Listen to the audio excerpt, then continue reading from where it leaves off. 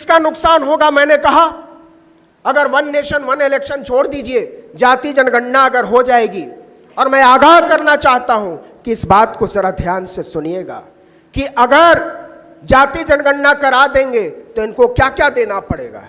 इनको नौकरी देनी पड़ेगी, इनको रोजगार देना पड़ेगा, इनको हिस्सेदारी देनी पड़ेगी, और इन सबसे ज्यादा समानता का अधिकार देना पड़ेगा। और ये कुछ भी हो जाए, आदमी और आदमी को बराबर मानने को तैयार नहीं है।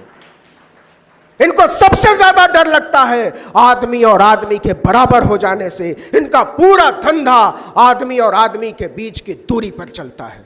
तो ये धंधेबाज लोग, नफरत के धंधेबाज हमको बताते हैं लोकतंत्र क्या है, लोकशाही क्या है, डेमोक्रेसी क्या है, डाइवर्सिटी क्या है। ये तो हम जानते हैं। और अगली बात जो मैं कहने जा रहा हूं वो जरा ध्यान से सुनिएगा, क्योंकि एक ऐसी बात है जो पीढ़ियों के मुस्तकबिल से जुड़ा हुआ है, और आप अगर वहां से आगे निकल गए हैं तो आपकी आने वाली नस्लें ये नुकसान झेलेंगी।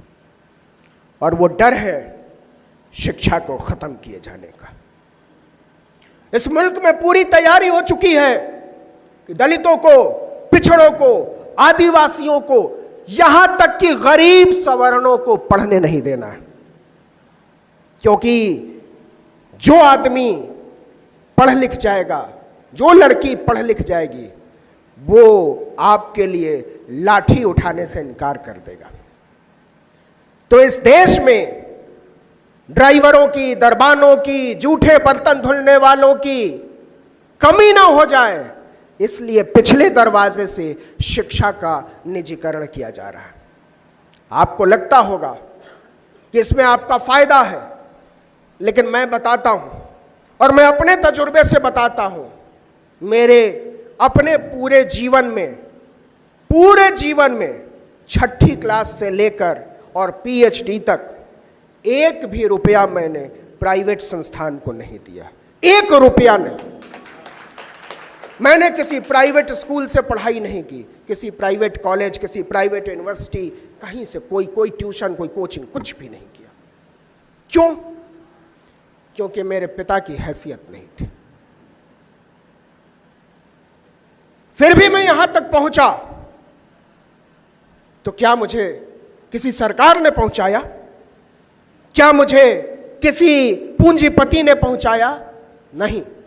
मुझे और मेरी तरह के तमाम लोगों को, करोड़ों करोड़ लोगों को यहां तक इस देश के संविधान ने पहुंचाया। मुझे बाबा साहब ने यहां तक पहुंचाया है कि आज मैं आपसे बैठकर बात कर पा रहा हूं।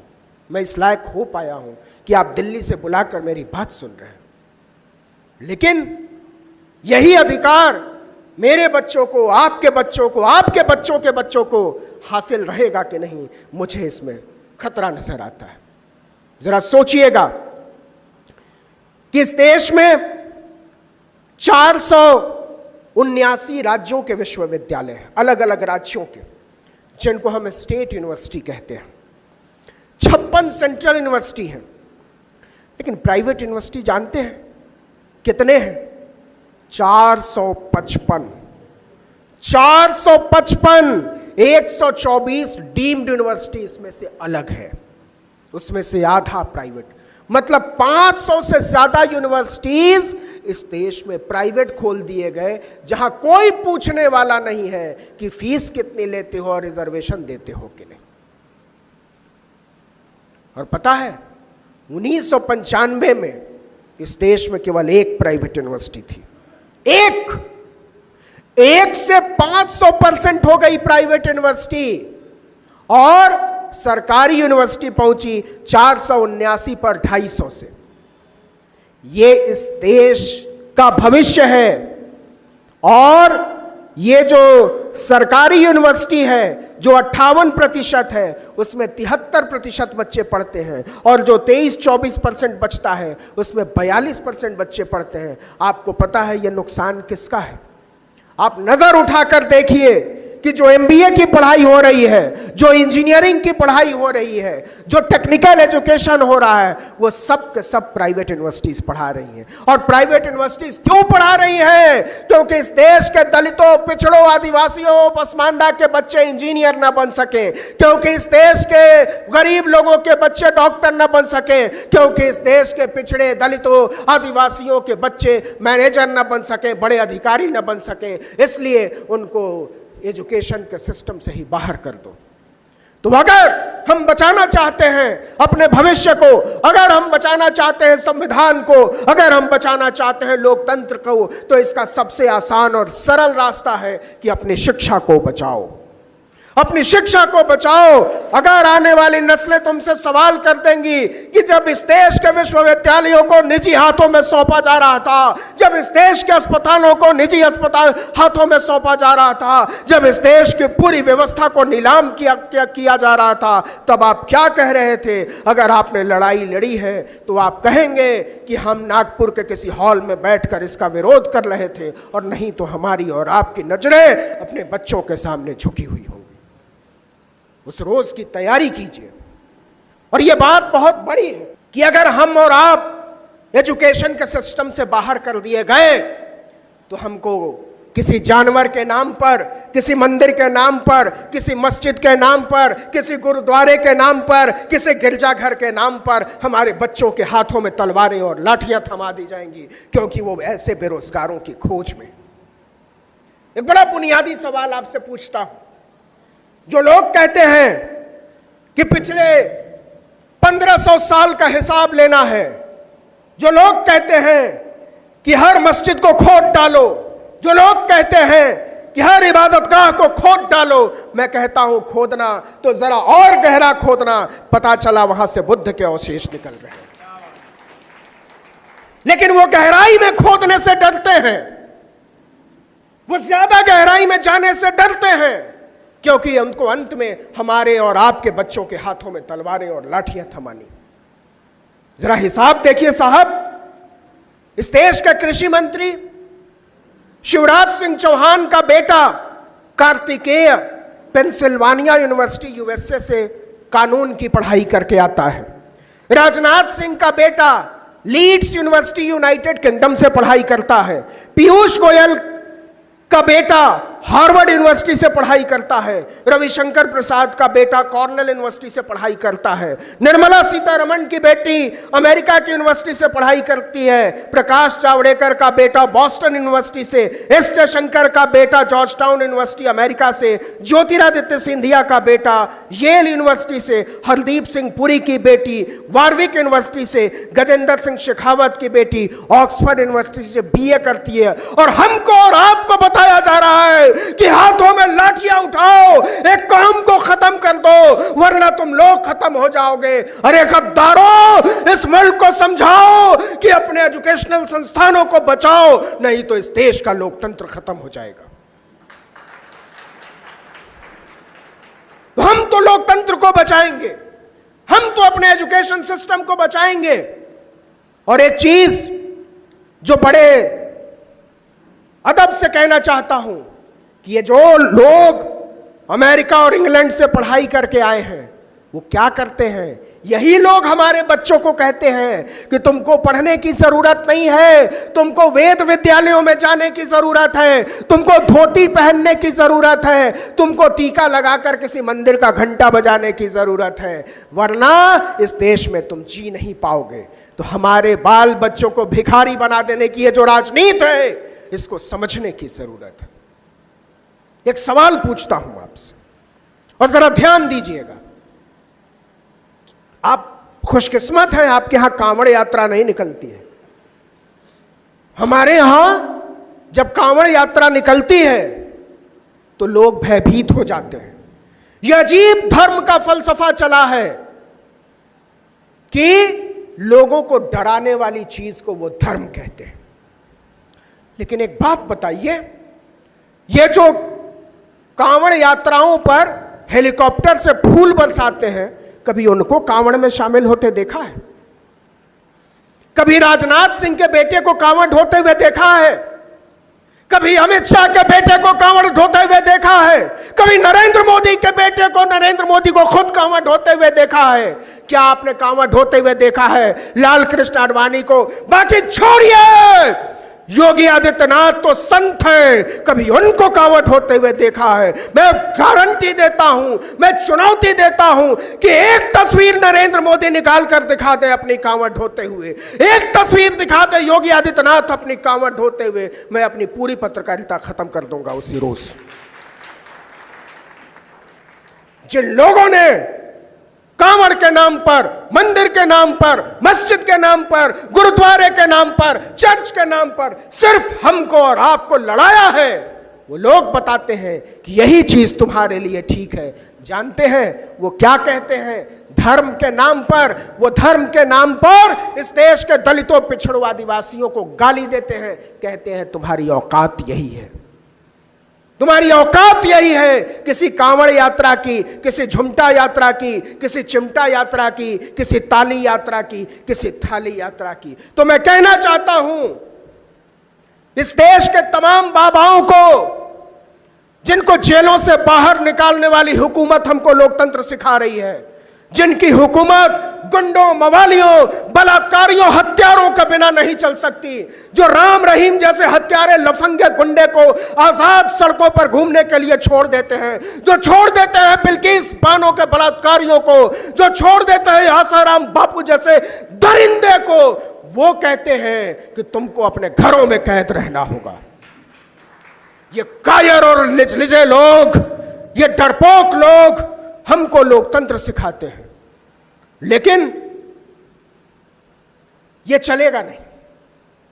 ये चलेगा इसलिए नहीं कि हम जानते हैं हमको क्या चाहिए, और इसी बात से ये डर रहे हैं। मैं फिर जातीय जनगणना पर आता हूं। ये बार बार जैसे ही आप संविधान की बात करेंगे, जैसे ही आप भागीदारी की बात करेंगे, वैसे वैसे ये one nation one election type की किसी मूर्खता की बात करेंगे, क्योंकि इनके पास किसी जायज सवाल का कोई जवाब नहीं है। इनसे पूछो स्कूल कहाँ है, बोले अच्छा घंटा बजाओ।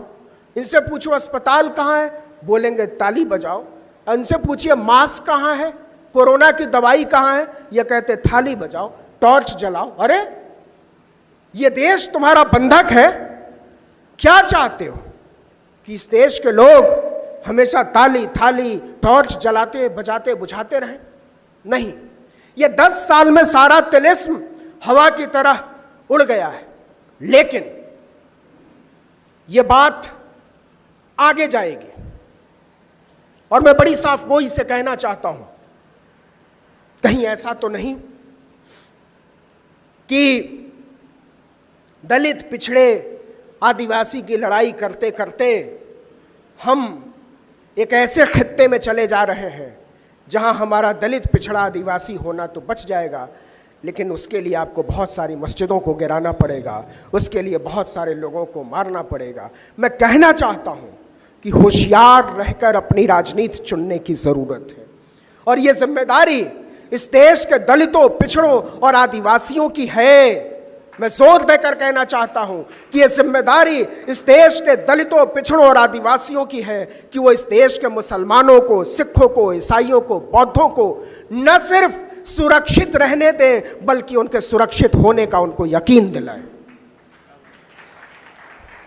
एक लोकतंत्र में सुरक्षित होना काफी नहीं है, एक लोकतंत्र में सुरक्षित होने का यकीन होना लोकतंत्र को गरिमा देता है, उसको उदार बनाता है, उसको खूबसूरत बनाता है।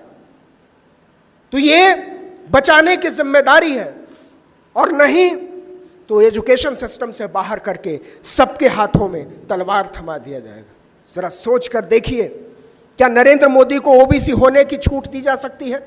क्या ओबीसी होने के नाम पर आपको मुसलमानों की गर्दनें उतारने की छूट दी जा सकती है? इस देश का संवैधानिक कुर्सी पर बैठा हुआ एक आदमी खुलेआम चिल्लाता है कि कटोगे तो पटोगे। इससे शर्मनाक बात क्या हो सकती है? आप जानते हैं, और सिर्फ यही बात नहीं रुकेगी।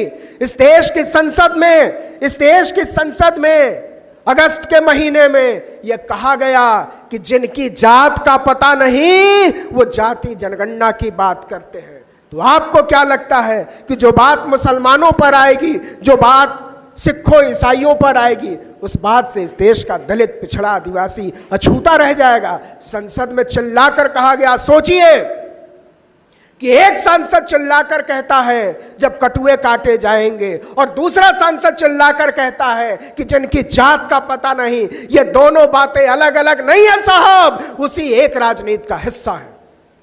इस राजनीति को पहचानो, इस राजनीति को समझो और तय करो कि आपको क्या चुनना है।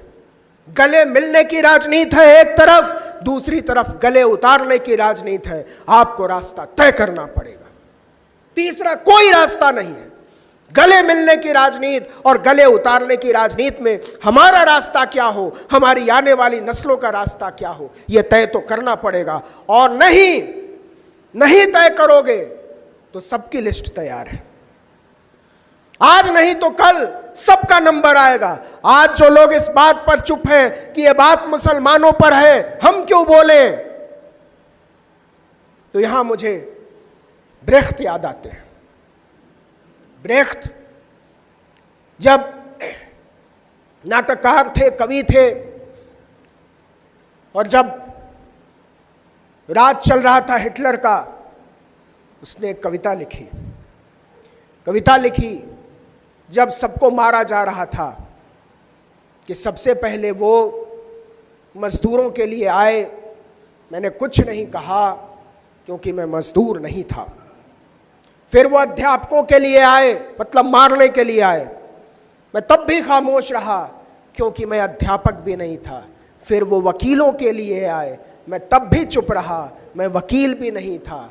फिर वो कारोबारियों के लिए आए, मैंने कुछ नहीं कहा, मैं कारोबारी नहीं था। फिर वो मेरे लिए आए और तब मेरे लिए बोलने वाला कोई नहीं था। ये लड़ाई बहुत महीन तरीके से लड़ी जा रही है और इस लड़ाई को समझना पड़ेगा। पाकिस्तान के एक वैज्ञानिक हैं परवेज होतबॉय, परवेज साहब कहते हैं वो पाकिस्तानी व्यवस्था से बड़े नाराज रहते हैं, लेकिन पिछले दिनों उनका एक बयान आया और कहा मुझे हैरानी है, भारत भी हमारे ही रास्ते पर जाने लगा है। ये बात सुनने में जितनी खराब लगती है उससे ज्यादा डरावनी लगती है कि आज बाकी छोड़िए, भारतीय जनता पार्टी की सांसद कंगना रनौत ने कहा कि बांग्लादेश बना दिया जाएगा। ये क्या हवा में बातें हो रही हैं? एक लफंगा जिसका नाम है यति नरसिम्हानंद, वो अजीब अजीब किस्म की बातें करता है एक खास कौम को लेकर, और वो छुट्टा घूमता है। और इसी देश की जेलों में तमाम लड़के लड़कियां, तमाम बुद्धिजीवी, तमाम प्रोफेसर, तमाम कार्यकर्ता पड़े हुए हैं साल दर साल से। आप बताइए साहब, क्या कसूर था कफील खान का? आप बताइए साहब, क्या कसूर प्रोफेसर आनंद तेलतुंबड़े का?